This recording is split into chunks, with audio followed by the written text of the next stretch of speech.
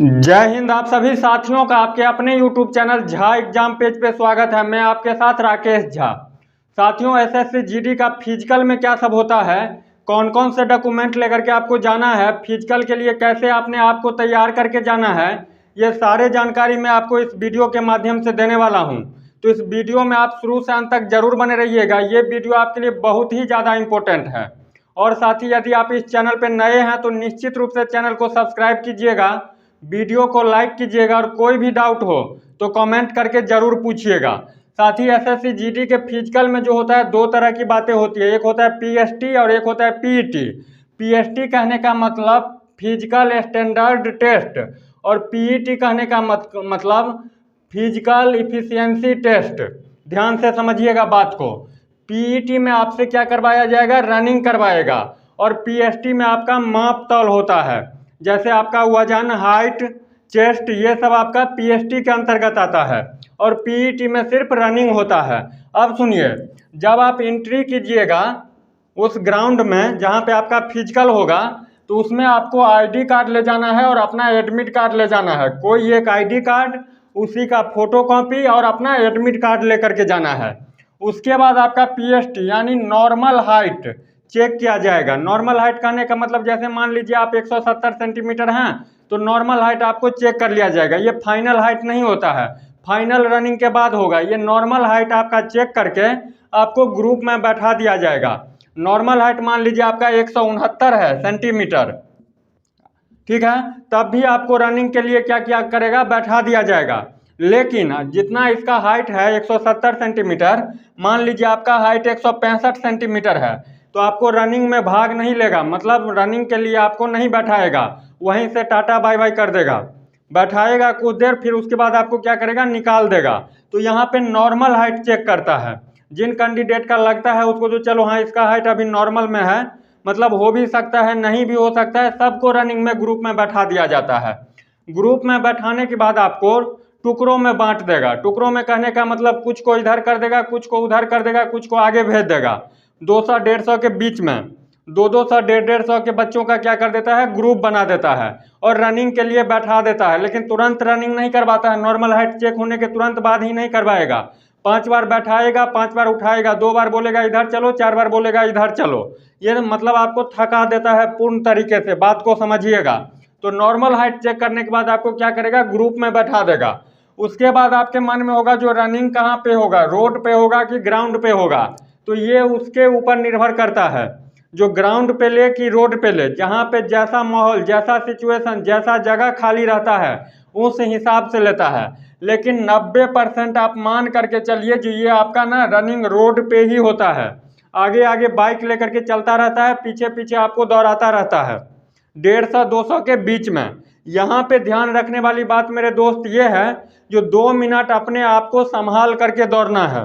2 minute के बाद भीड़ कम हो जाती है, मतलब अलग अलग हो जाते हैं, कोई आगे दौड़ रहा है, कोई पीछे दौड़ रहा है, कोई अगल में है, कोई बगल में। 2 मिनट 3 मिनट तक प्रत्येक बच्चे जोश में रहता है, ठीक है। तो यहाँ पे आपको संभल करके रहना है। यहाँ पे यदि आप गिर गए तो सरकार आपका इलाज नहीं करवाएगा। यदि आपको ज़्यादा चोट भी लग गया तब भी आपको फिजिकल में यदि ज़्यादा चोट लग गया तो थोड़ा मोड़ा उपचार कर देगा। उसके बाद आपको बहुत ज़्यादा करेगा तो हॉस्पिटल में भर्ती करा करके आपके पेरेंट्स को फ़ोन कर देगा। इससे ज़्यादा नहीं। ये नहीं समझिएगा जो यहाँ पे आपको बहुत ज़्यादा भी चोट लग गया तो जिम्मेदारी लेगा, बिल्कुल नहीं जिम्मेदारी लेता है। अभी आप उसके आदमी नहीं हो, जब ट्रेनिंग में जाओगे तब आप उसके आदमी हो। यहाँ पे आपका पाँव भी टूट गया, उसकी जिम्मेदारी वो नहीं लेगा। तो यहाँ पे आपको क्या करना है, बचा करके चलना है अपने आप को 1 से 2 मिनट। शुरू में ही जोश नहीं दिखा देना है, ठीक है, जो मैं मार दूंगा एक्सलेंट, बिल्कुल एक्सलेंट मारना है, लेकिन शुरू में जोश नहीं। 8 मिनट 10 मिनट 2-3 मिनट तो निश्चित रूप से सबसे बच करके रहना है। उसके बाद अपना जलवा दिखाना है। तो 90% क्या होता है, ये रोड पे ही रनिंग होगा आपका।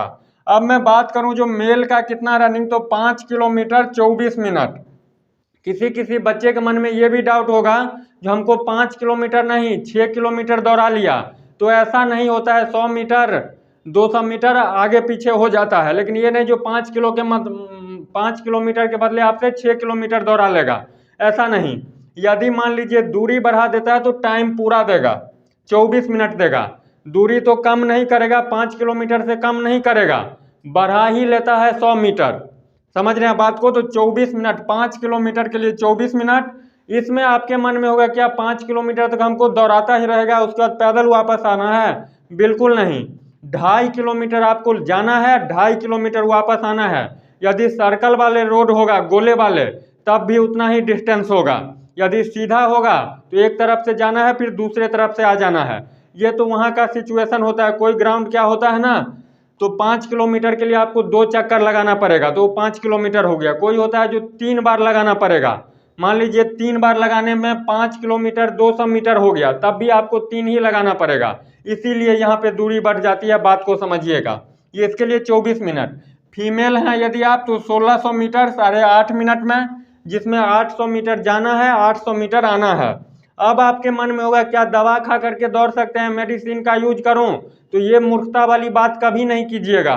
मेडिसिन का यूज नहीं कीजिएगा। लॉज में रहते होइएगा, हॉस्टल में रहते होइएगा, ग्राउंड पे दौड़ते होइएगा, तो बहुत तरह की बातें होती होगी। कोई बोलता होगा मेडिसिन खा लेना दौड़ लोगे, कोई कुछ बोलेगा। ऐसा काम बिल्कुल नहीं करना है।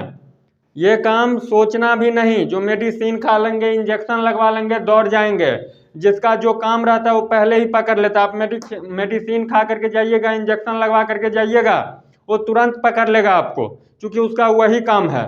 जो जो काम करता है उसमें वो क्या हो जाता है, एक्सपर्ट हो जाता है। आपसे ज़्यादा अनुभवी लोग वहाँ पे बैठे हुए हैं। आप एक बच्चे मेडिसिन खा करके जाओगे, या 5, 10, 25, 50, 5,000, वो 5,000, 10,000, लाखों बच्चे का फिजिकल लेता है, तो आपसे ज़्यादा वो समझदार है। इसलिए मेडिसिन का प्रयोग ये मन से निकाल देना है, ऐसा काम नहीं करना है। आगे बढ़ने से पहले मैं बता दूं साथी, यदि आपको लगता हो जो सामने वाले सटीक जानकारी दे रहा है, तो निश्चित रूप से चैनल को सब्सक्राइब कीजिएगा, क्योंकि सटीक जानकारी आप तक पहुंचाना ही मेरा उद्देश्य है। तो आप देखिए पीएसटी में क्या होता है, एक बार तो नॉर्मल हाइट आपका चेक हो गया। रनिंग कंप्लीट करने के बाद आपका हाइट फिर से करेगा। ये फाइनल हाइट होता है। इसमें यदि गए तो गए, फिर नहीं होगा। चेस्ट, वेट, ये तीनों आपका फिर से चेक होगा। हाइट, चेस्ट, वेट, ये तीनों फिर से रनिंग कंप्लीट करने के बाद फिर से आपका क्या करेगा, नापेगा, तौलेगा, इंची टेप लगाएगा चेस्ट के लिए। अब देखिए हाइट की बात करूं तो मेल कैंडिडेट के लिए 170 सेंटीमीटर, फीमेल के लिए 157 सेंटीमीटर। चेस्ट की बात करूं तो बिना फुलाए 80, फुला करके 85। अब आपके मन में होगा यदि मेरा चेस्ट 82 है तो क्या 3 सेंटीमीटर ही फुलाना पड़ेगा? बिल्कुल नहीं। यदि 82 है तो आपको 5 सेंटीमीटर किसी भी हाल में फुलाना ही है। 82 में 5 को जमा कर दीजिए, 87, यानी 87 सेंटीमीटर होनी चाहिए। यदि 83 है आपका चेस्ट तो इसमें 5 सेंटीमीटर फुला करके, यानी 88। ये नहीं जो 83 है तो 2 सेंटीमीटर फुला लूँगा, ऐसा नहीं करना है। चेस्ट फुलाने में भी बहुत सारे बच्चे डिस्क्वालीफाइड हो जाते हैं।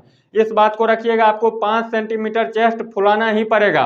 अब आपके मन में होगा क्या मेरा 78 है और उसमें यदि मैं 7 फुला दूं तब मेरा हो जाएगा? तो बिल्कुल नहीं होगा।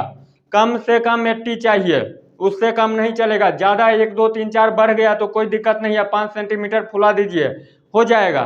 लेकिन 80 से कम है तो बिल्कुल नहीं होगा। अब मैं बात करता हूं, ध्यान से यहाँ पे समझिएगा, अपील करने की बात।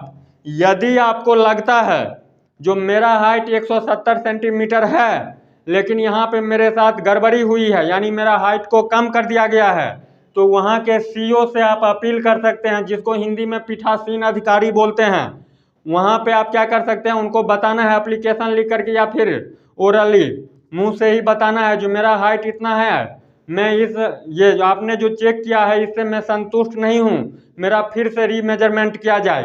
तो फिर से वो आपको हाइट को ये करेंगे, क्या करेंगे, मापेंगे, चेस्ट को मापेंगे। ये सिर्फ हाइट पे ही नहीं है, इस बात को समझिएगा, ये चेस्ट पे भी अप्लीकेबल है।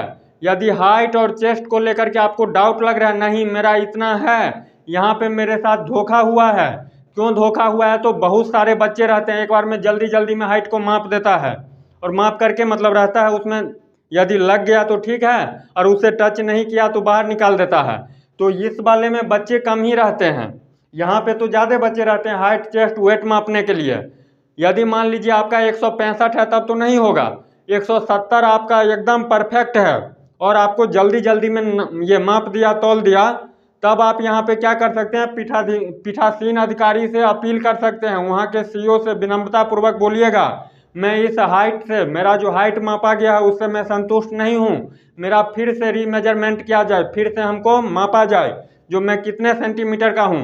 वो आपको बात को ध्यान से सुनेंगे और सुनते भी हैं। ऐसा नहीं है जो आप बोल दीजिएगा नहीं करेंगे। हो जाता है किसी ग्राउंड पे नहीं हुआ होगा वो अलग बात है, लेकिन आप अपने तरफ से तो कोशिश कर सकते हैं। यदि आपका बात मान लिया गया तब ये लाइव का सवाल है, लाइव बन जाएगा।